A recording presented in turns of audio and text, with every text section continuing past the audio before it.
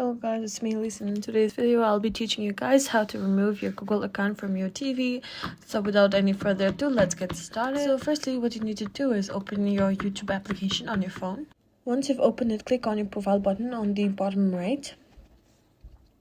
Then go to your settings on the top right.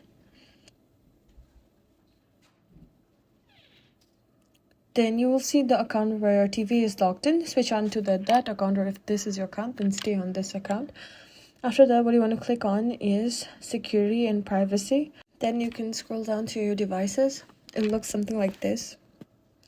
After that, you can click on manage all devices, and you will see all the devices where your Google account is connected. If your device is a TV, then your TV will also be shown here. Mine is not connected, so mine will not be shown here. So what you need to do is click on your TV. I'm just giving an example. I'm clicking on my phone, and this will open a new tab. And you can just click on sign out. So this is how you remove your TV from your Google account. I hope this video was helpful. It's me, Elise, signing out.